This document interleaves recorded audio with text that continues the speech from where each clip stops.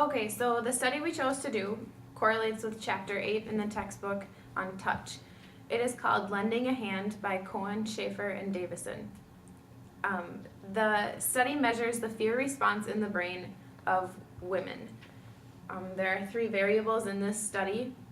It's a wife, and she holds her husband's hand in one round. She holds a stranger's hand in the next round, and she holds no one's hand in the final round. Basically, the procedure of this was the wife was hooked up to little electrodes.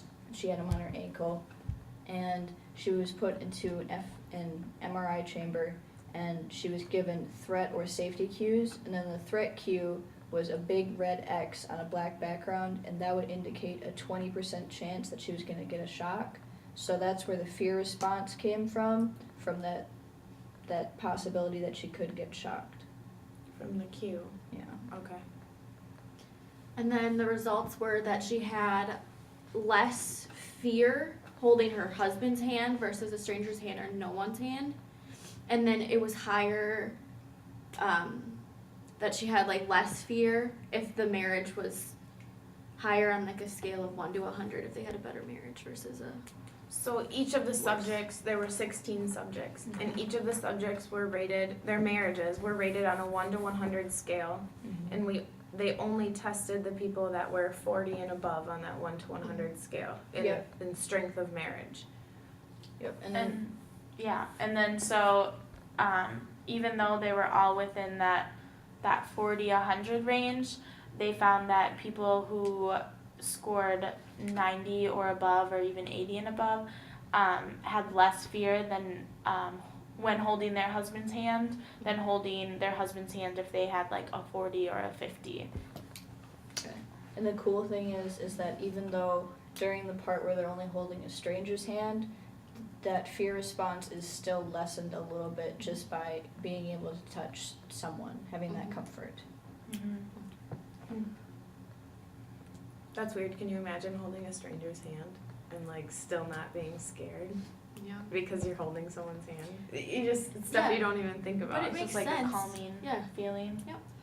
I wonder like if we like switched and like did like a man and then his wife and like or his spouse, if it would be the same, like if his fear response would go down, because technically your emotions are usually like they tie them to women more often, so when we're scared we like want the touch of another, but maybe a man like wouldn't want the touch of the other. That would be really interesting. Yeah. To see if men were just as comforted by their wives as women were comforted by their husbands or strangers.